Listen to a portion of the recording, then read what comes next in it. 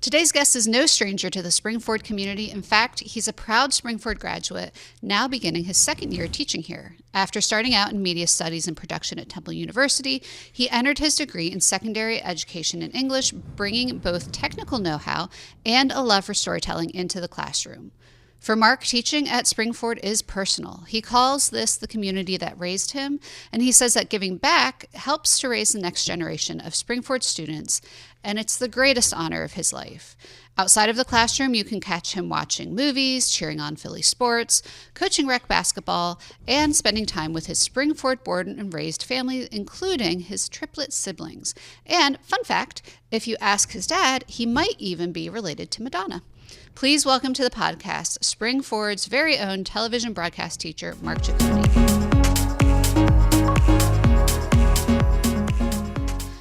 How are you related to Madonna? Okay, so, again, don't know if this is completely true.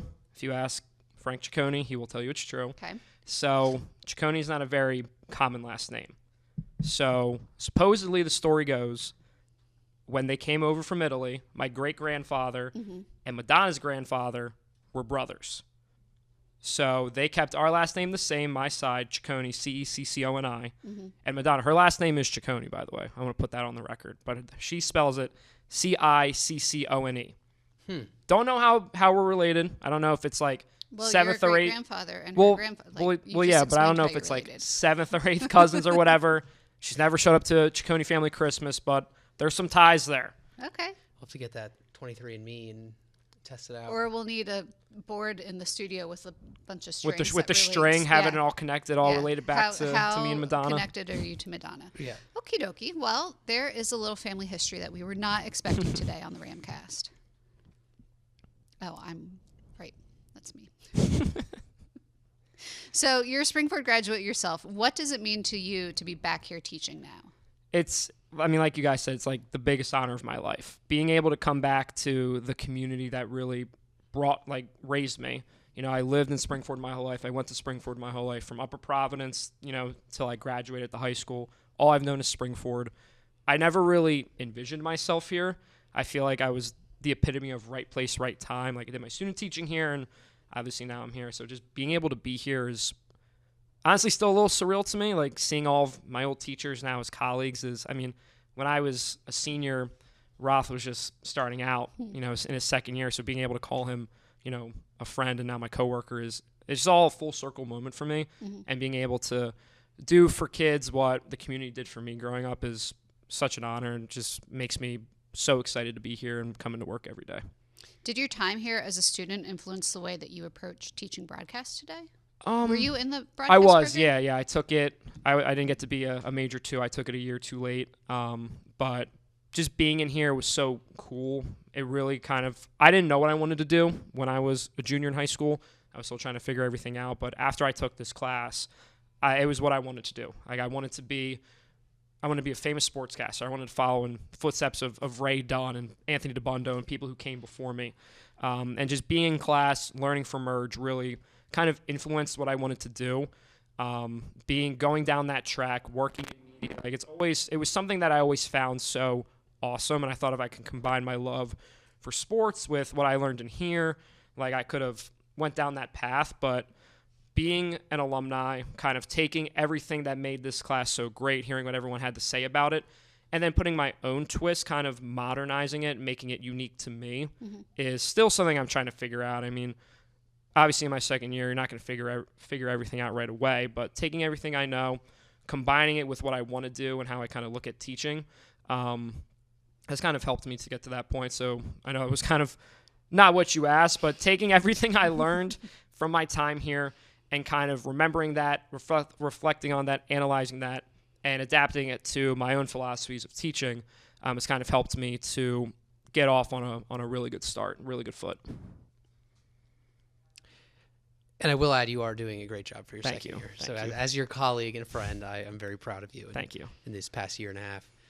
So what drew you to broadcasting in the first place? I know you said you were a junior when you joined the program. What was it in that sophomore year that you were like, I really think this will be a place for me to fit? So I grew up loving sports. hopefully we can talk about this in a little bit. Like, the Phillies were my first love.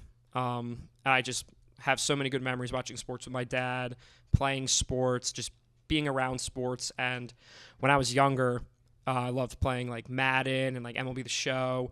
And I would always turn down the volume on the TV and I would be the commentator. And I just felt so natural doing that. And the production side of that really interested me. So I see this class when I'm trying to pick my courses, and I heard so much about it. Like, I kind of looked up to Ray, looked up to Anthony DeBundo, and I knew they took the class, so I was like, I want to see what this is about. And just taking it and being in there for a week, I was like, this is what I'm supposed to do. Like, I was kicking myself. I was like, I should have took this a year earlier, but I just was drawn to that side of it. And when I heard you can call games, I was like, this is the fit. Like, this is what I want to do. This is what I want to be when I grow up. Like, I knew this was the place for me to be. And then I just really kind of fell in love from there. In my mind, Ray and Anthony are still in high school. Right. So to hear Even though a grown-up brother and say, sister. I'm looking up to I these still kids in am, high school. honestly. Yeah. You do know the broadcasting program is more than just sports. Oh, I know, but I'm saying for Teasing you. You know I always tease I know you about that. from my side of things, right? Yeah. You know, I come at it with a sports lens. Like, I wanted to work. That's what I wanted to do. Right. Everything else is so important. I mean, we've seen it in these 2 years. Fundamentals. The fundamentals, right? Fundamentals is key, but we've seen it in these 2 years, right? It's much more than sports. Right. We've had such talented kids come in wanting to make movies, wanting to learn, you know, how to frame a shot, how to edit. So really, it's kind of opened my eyes that you can do so much cool stuff in here. And I knew that at a young age, but I had my sports glasses on. Right. And being the teacher, you know, really showed me like, wow, like we can make some awesome things in here. And I've seen that already. And I'm excited to see just, you know, what we can do 5 years from now, 10 years from now, 15 years from now. We're going to get there. And so on. Were you here for Arhan? No. My siblings were here, Okay. but I was not. Okay. So last year was your first year as a Springford teacher. What were some of the biggest changes or additions that you think you introduced to the program? I think that's a good question. Really, just you have nothing to go on. Kind of having one teacher, being a department of one, so it's kind of like you go based on what she did. Mm-hmm. And obviously, we all know Merge is a legend around here. It was a really tall task. I think the biggest thing that I did was I made it my own. Like, I took what she did, but I didn't verbatim, you know, do exactly what she did. I feel like I put my own kind of touch on things. I'm a very team-oriented person. I'm really big on like building culture and like building a little community. So I think that's the biggest thing. And you can comment on this too. Yeah. I mean, you're in there all the time. I was really big on like having the kids bond with one another because I feel like you produce the best stuff, you work the best when you feel the most comfortable. So that's really been a goal of mine since day one, because having the group I had last year, they were already, you know, 2 years in with Merge, 1 year in with Merge. So that was not a challenge, but definitely something I was aware of. But being able to kind of put my own spin on it, what broadcasting meant to me, because I'm still obviously, you're not going to figure everything out in a year and a half. I'm still figuring out what I want to do, how I want to do it. So I really just took what she gave me. I've adjusted it here and there based on kids' interests, how I view it, because I did some stuff last year that worked out really well, and then I did some stuff that also didn't work really well. So I'm putting my own touch on things while also really honoring the things she did, the projects she did. So kind of still a work in progress, but I put my own personality on it with an emphasis on building a community, building a culture that will kind of stand tall.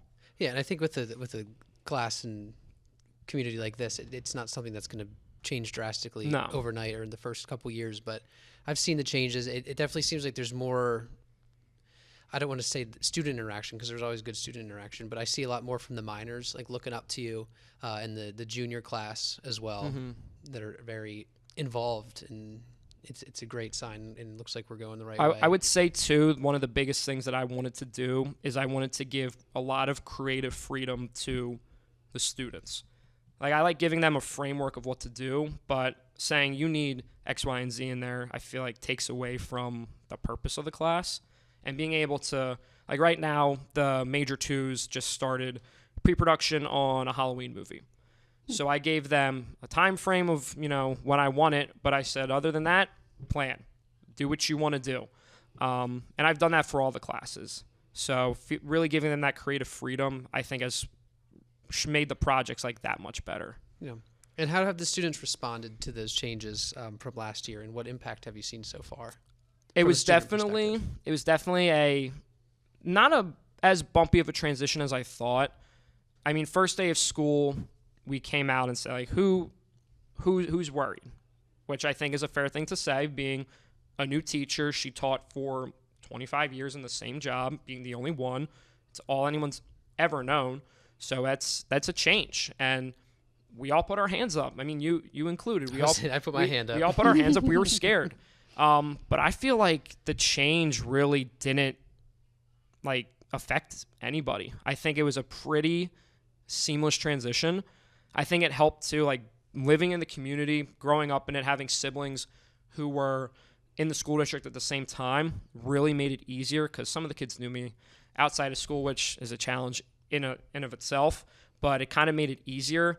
And kind of just being able to relate to them, being that much younger, not saying teachers are old, but being on the younger side of teaching, being able to relate to them a little more, I think made them feel more comfortable. But the challenge was always there. I knew that coming into it. I knew when I took the job, it was going to be a transition period.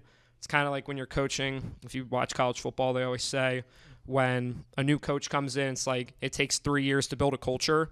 So I kind of knew it was going to be a daunting task to replace such a legend, but I didn't really feel like that after my first marking period.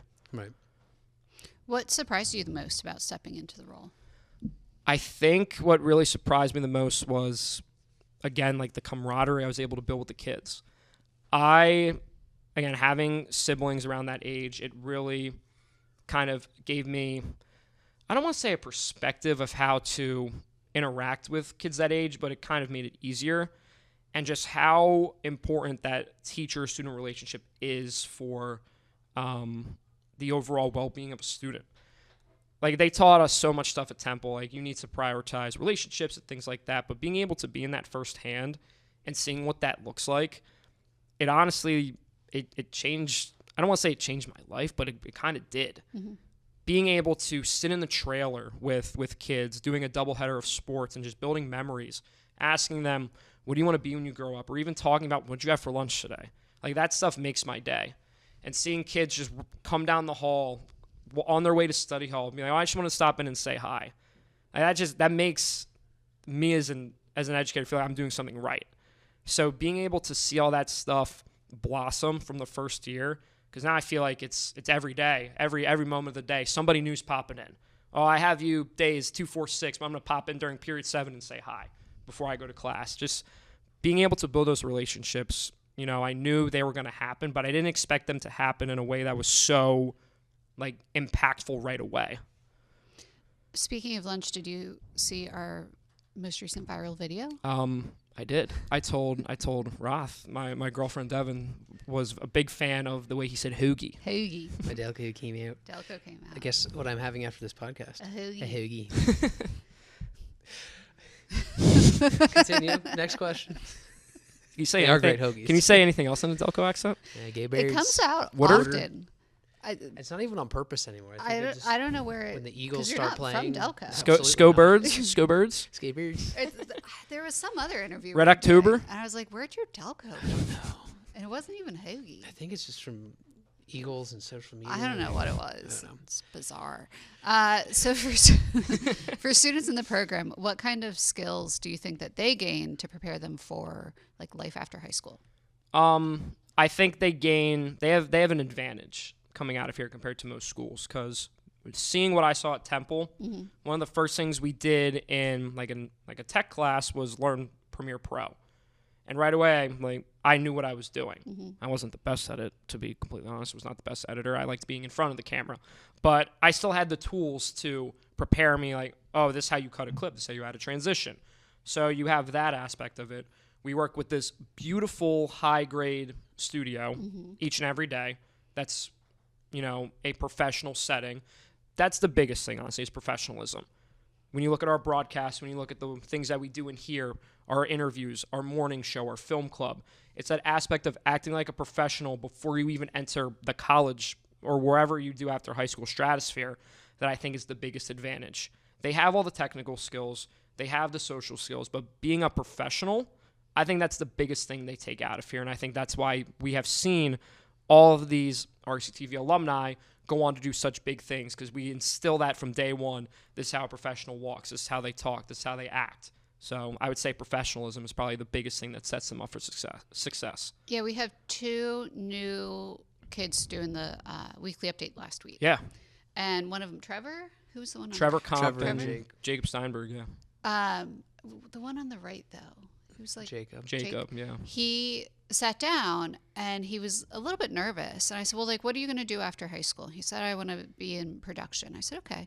So, like, you're a little bit uncomfortable in front of the camera. And he said, yeah. I said, well, it's good for you to be here so that when you're in production and when you're directing somebody, you know what that person in front of the camera feels like. Exactly. So when kids come through the program, they get the full wraparound experience. Even if they don't want to be on camera, they're going to have the opportunity to do it, to understand, to make them better at whatever they want to do afterwards. And it kind of shows you what you want to do. Yeah. Like, forcing him to be on the camera shows, well, I want to be behind the camera. And Trevor's a great example.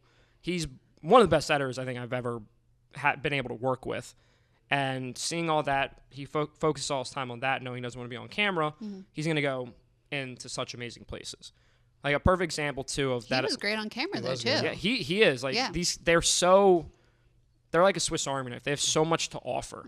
But, like, a perfect example of professionalism, like Noah Cook from last year. He really came into his own, calling games, being involved. And as soon as he gets to college, they are a month in, making packages for Bloomsburg TV. He's going to call games. He's going to do pregame shows.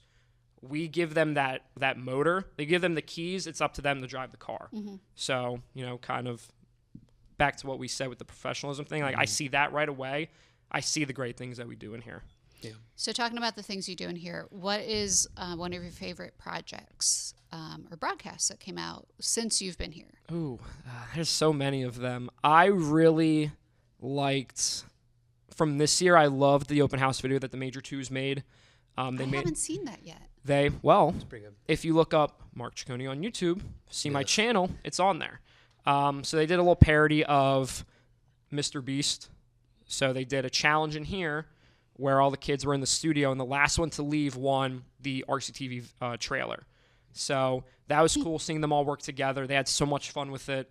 The 10-day that the Major Twos made last year, Joking Overtime, which placed second in the state, top 15 in the country, was really awesome. But I would say probably my favorite one was the Christmas movie they made last year, Santa Haas.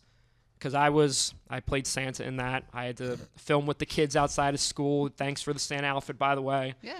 And just seeing them all come together and being able to bond in a setting that wasn't necessarily in the classroom was so awesome.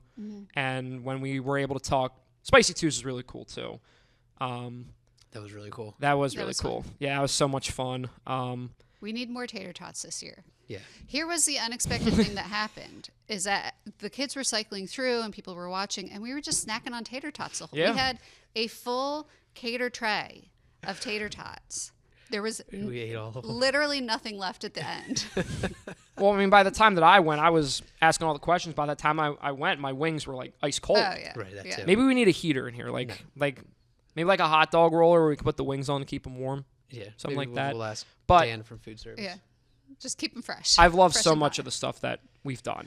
Like, one of my favorite memories too from last year was I did a doubleheader all by myself directing, and I was at the time a little uncomfortable with directing on my own. It was within my first month, so I had two of the twos that I trusted the most, Emma Hokinson and Lucy Andes, in the trailer with me, and being able again to bond with them through 4 hours just made it so much easier. It's why I love going to the game so much. I mean, even if I'm just sitting there, I just love being there with the kids and being able to make memories, being there with Brandon to make memories. Like, I'm a big memory person, as you can probably tell. I love that. You're sentimental. I love that sentimental value. So I would say everything, but like those are the ones that I have really loved the most. That reminds me a lot of Joe Drazio. He goes to every single football game. He stands there at the entrance. He greets the kids. Like he chooses to go there because he likes seeing kids that he has met in the past that had his class, to talk to them, find out what's going on, like building those memories and then continuing to build them outside of the classroom. Yeah, I mean, funny enough you speak of Joe. He was my travel baseball coach. Did you when have I a was nickname? 14. No, my name is Sorry. my name's boring. Like my name is something you put on a paper. So I was Mark, but still he was my travel baseball coach when I was 15 or 16. Oh, fun. Golden Ram Award winner. Golden Ram Award winner. So what advice would you give students who are thinking about trying broadcasting for the first time? Like maybe in the ninth grade center, some of those freshmen or even sophomores that didn't take it this year but want to next year. I've heard a lot about the 8th grade class coming up too. Like those 8th graders this year are anxious into getting into the studio. Really? Yeah. I would say you perfectly said it best. Try it. You don't know what you're going to like when you get in here. I've had so many kids, who are friends with students that I have go, I wish I took this. I heard you do this. I heard you do that. Just come try it. You can find that you love to act or you love to film or you love to edit. Just come try it. See what you're interested in. There's so many different things you can do. And if you like it enough, Major 1 is a place where we build on that, right? If this is what you want to do, you're passionate about it, come do it. But take that leap of faith. If it's something that you think is cool, why not take it, right? It's an elective. You're choosing to be here. Give it a try. See what we're about. We do a lot of fun stuff. We have a lot of fun. We learn fun things. I would just say give it a try. We're welcoming. We love it here. And we produce awesome stuff for the district and community. We do. That's right. Shameless plug. So where do you see the broadcasting program growing over the next few years? I think I want to do a lot more in the community. I think that community outreach is such a great thing that we do. And it's great with, the adults doing it. Like you guys do so much awesome stuff at the elementary schools and within the community. But what if we take that further? What if we let the kids do that, right? Because in the end, the kids are the ones growing in this community. We're growing too, but the students are the lifeline. They're the foundation of the school district. Why not have them be the ones making the hoagie video or, making advertisements for local businesses or making hype videos for the grand opening of Spring City? Like doing things like that, I think is so impactful and stuff they're never going to forget. And when they get to that next level, they're in college or applying for a job and they see, wow, you made an advertisement for your local car dealership? How old were you? 16? That's incredible. So really more community outreach. I really like how in Major 2 we're doing a lot more like film production stuff while also having a great emphasis on the live broadcast. I would love to do, it's probably out of our reach, but like a championship game kind of broadcast. Shameless plug. Nothing's out of reach because for years I've been talking about golf. And what are we doing? Golf. Shameless plug again. You can do if you can't make not doing rec ball. Nope, not doing rec ball. If you cannot make it to the game on Friday night, the football game versus Brown Orange, highly recommend tuning in on RCTV because it is going to be very good. Unlike anything we've ever done. But I want to take it to new heights. I want to get more in the community because we have such a strong presence there. I want to take it a step further and have the kids be the ones leading that rather than us, which is a lot easier said than done. But having them be the ones interacting with the community, I think will allow us to grow even further. Yeah. You did not see my questions. You answered essentially what my next question, which Perfect. was going to be about partnerships and opportunities. But pivoting from that, are there new technologies that we're looking to expand into? I mean, when we look around the studio here, there's so much tech. But I know when I go out and film stuff, it's primarily on my phone. Yeah. So like, how are you teaching kids to use all of the big things, but then also the little things? Well, I think the phone thing is really important. You see such a presence of social media in the day-to-day lives of kids. So being able to really tie in their interests with what we're learning is something that I strive for too. Like we always say, I know when we talk about filming things outside of school, your phone is just as good, if not better than the camera. So I like incorporating stuff like that, incorporating things like, the Osmo camera, The kids love the Osmo. Yeah, they're obsessed with it. Yeah. The R5 has become a big hit with the Major 2s just based on the quality. I don't really have an answer of what I want to include. I mean, Roth, we have so much. I know. Roth will tell me things. I'll be like, sure, bring it in. Like, let's see We have it. this new little camera right over there that's like Oh yeah, doing the full. I love seeing this like in the booth. Like we did that the first time Yeah. at a volleyball match. I would love New to have. view. I would love to have that on Friday night. I'm working on it. So I don't really have a definite answer, but I would say maybe including things that are more strong, like rooted in their previous talents. Like a lot of kids, they love filming TikToks or videos on their phone or whatever. I've always wanted to do, like I love like social media. I love scrolling through TikTok seamlessly, and I think it'd be cool to maybe have them create not a TikTok, but like a project that speaks to them on their phones. I think that'd be something cool too. Well, if they're going into marketing, I mean, everything they're going to be doing is filming on their phone and putting out content for a business. So it wouldn't hurt to teach them how to do vertical content. I do mostly horizontal content here, but actually going down and like what's actually an appropriate app to use on your phone to edit. Is the camera more than enough for what you need? You don't need to go out and buy a $2,000 camera when you're going to be creating vertical content because of X, Y, and Z. And I think giving that to kids who may not want to go into film production or broadcast production, but marketing. I mean, that's all marketing is these days. Is you can create the most trending TikTok or and we Instagram. even when anything that we film, we have to decide: are we going to do it vertical or a hot dog or hamburger? Yeah. Because why platforms can't get on the same direction is beyond me. But Well, we like have the hoagie video on Instagram got 20,000 views. If I'd put that on YouTube, it would have maybe got like 40, 50. Exactly, because it's like that quick hit that people will see and they're like, "This is funny. I want to watch it further." Right, and as the trends and algorithms wasn't change, that funny though. It was pretty I think funny. people like ooh, wow, that was good. Ooh, that was a good hoagie. Hoagie. And it was also the fact that it was him. I think the kids, whenever they see stuff with him, they eat it up. They're like, "Oh, Rothermel's When I do a he's in Q&A, front of the I camera." get at least one question. What's Roth doing? I'm like, I don't know. Oh, Working? I love the Instagram Q&A. It's like, They are great. "Hi, Roth. Oh, hi, Reese and Charlie." Hey guys. Ugh. So, if you could design the dream version of the program 5 years from now, what would it look like? Like 5 years in, you're comfortable, you've been doing it for a long time. What does it look like to you?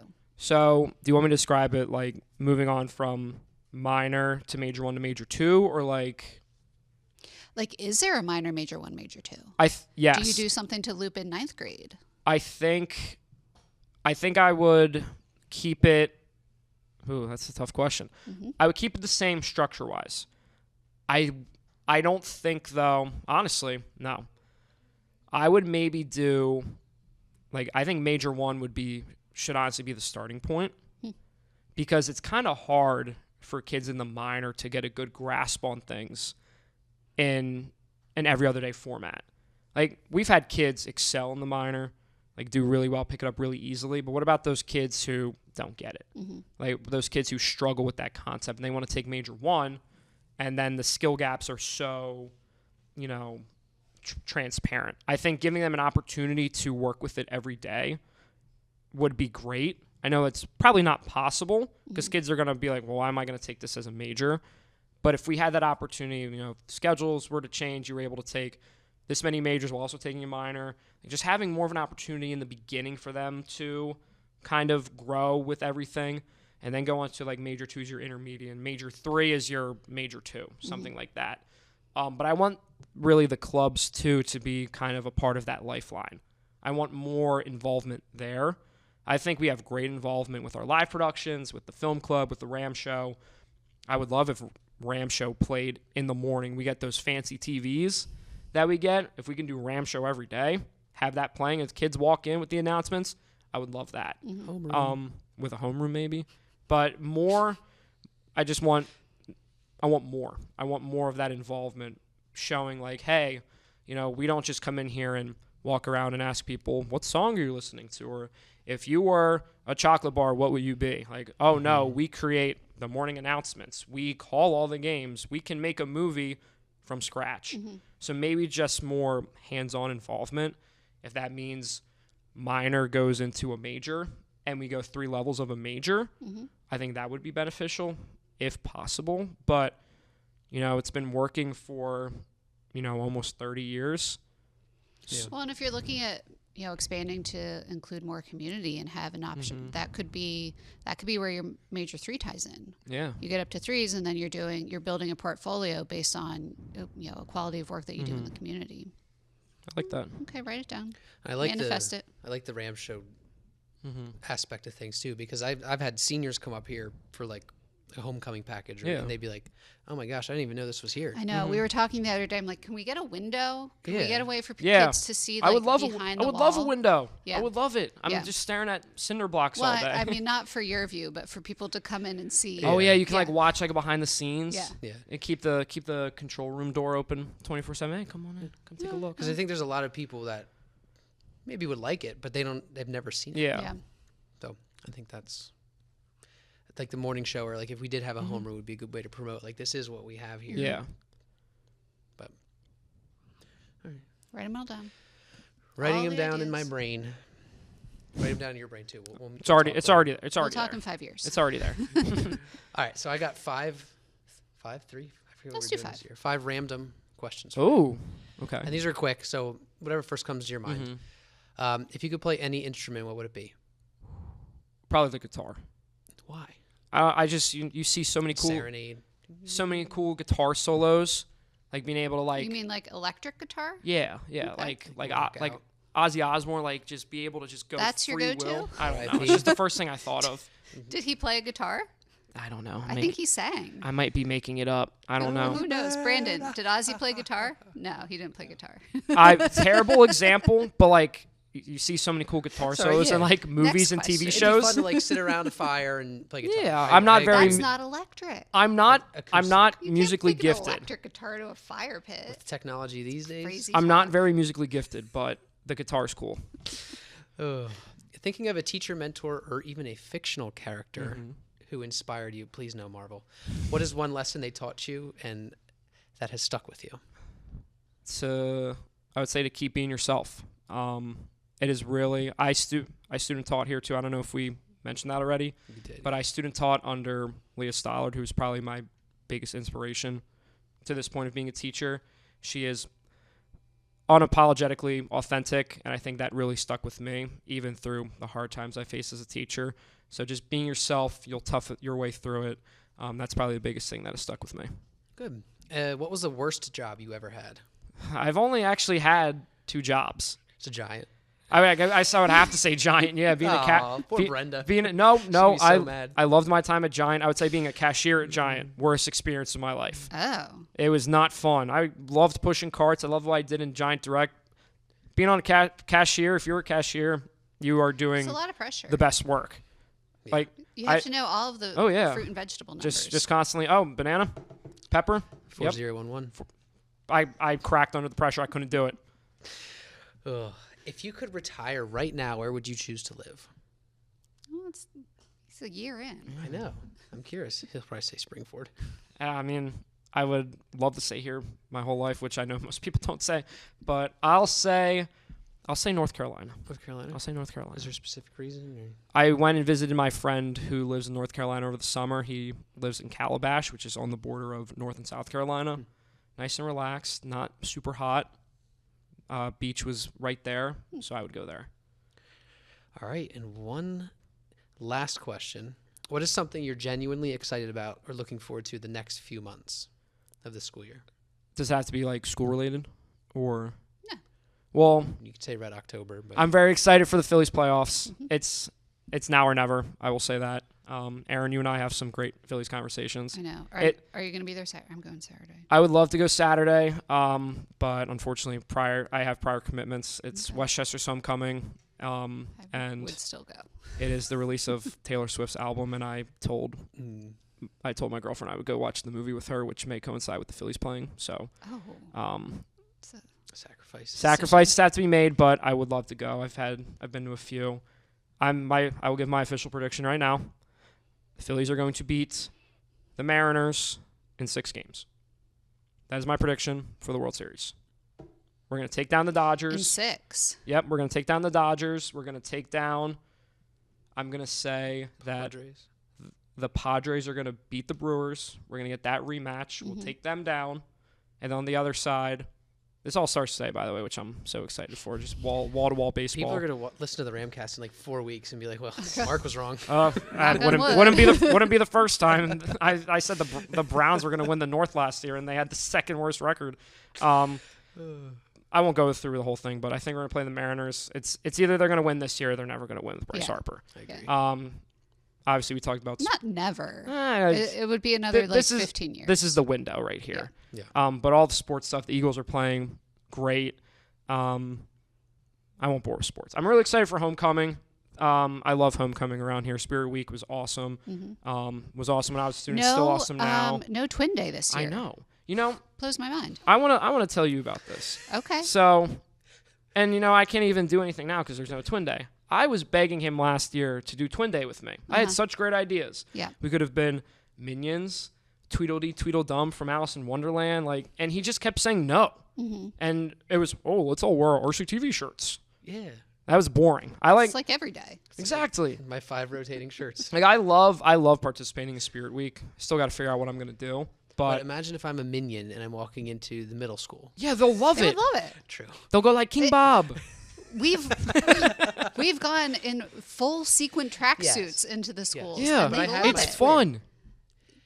It's fun. You're supposed to have fun. We're having fun. I do have fun every day. I love my job. But I'm for excited the for that. last 6 years, Vaughn O'Day and Emily Morganahan and I all match on Twin Day. And at this year, I'm like, well, what are we going to do? Now, we happen to wear black. Character Day. So we're going to double down for black/neon day. But I think I'm going to go neon. I'm going to go neon. Look like a traffic cone. Maybe I'll match you then. I'll wear some high vis. Are you going to get it? Are you going to get your 6 polo? I can tell you where to get a really great, inexpensive neon sweatshirt from Ocean Job Lot in Pottstown. Ocean Job Lot. Perfect. Oh, that's by the Applebee's. I know. I might guarantee need that. It's on Route 100. You've driven past it a million times. There's one in Cape May. I can tell you all about Ocean Job Lot. Not sponsored by them. You can get everything there. I have to check it out because it's pretty new in Pottstown. It's like I've been saying, if Five Below, Big Lots, and TJ Maxx had a baby, it would be this store. The more you know. Food, clothing, shoes. I got a hatchet for cutting down my stumps in my yard. Oh. Anything you need. So you went from to buying a sweatshirt to buying a hatchet all in the same place? Yes, and 1,000 forks for free. Oh. I know. Really good forks. Yeah, they're in the DO if you want to test one. I will. For free. You can use that to eat your hoagie bowl. Your hoagie. They have these deals where you buy something for $20 and then you get a $20 gift card back. And you spent $20 on 1,000. You got 1,000 forks for $20? I think the forks were $40 and then I got a $40 gift card. I got 50 blow up beach balls that I sent to Dr. Koch 5/6. Interesting. They were for free for $20. Yeah, but I know with certainty that they have neon sweatshirts because I looked at them and thought, gosh, I wish I had a need for this. Now you do. Next Monday? Yep. Starts next week. But I'm excited for that. I'm excited for the homecoming game. Always fun. I'm excited to direct it, which is my first time doing a big game like that. I'm excited for the game on Friday, like I kind of already talked about. I'm excited to see all the fun projects my major twos are going to make. I'd say the thing I'm most excited for is the film festival. Last year, that was surreal to me, having all of those people come out to watch everything that the kids made. The new location was fantastic. Yeah, the new location was great. I've been in there a couple times to see a few movies in the past months. They're renovating the theaters, they're putting in those recliner seats. But just having everyone come out and support the broadcasting program is great, but having them support all those kids and everything they did is really the highlight of the year, and I can't wait to celebrate the class of 2026 there. So I think we'll get back on the student Emmy circuit this year. Oh yes, we are. Yeah, that's why I keep plugging that that PV game for the brown and orange game for. I'm gonna do 10 push-ups after this. I think we can submit student work from last year as well. Oh really? I think so. From like May 1st to April 31st. Yeah. April 30th. Okay. So maybe what was the fingers? Gourmet. Yes. Ooh. Workshop after this. He finished that right before film he festival. Did, yeah, which he would have did. been for April 30th. Yeah, perfect. to reach out to him. Fingers.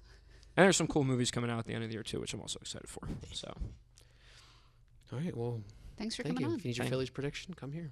yeah. Or if you want to Check back see in 4 someone, weeks. yeah, exactly, after things go horribly wrong, you'll know who to blame. Or horribly well. Thanks for having me, guys. It was a lot of thanks fun. for coming I on. hope we can do this again. Thanks for listening, and make sure to rate and review this podcast. We have new episodes of the RAMcast every other Wednesday. The RAMcast is produced by the Office of Communications, Marketing, and Media. And special thanks to our audiovisual technician, Rich Privetti. Thanks, everyone.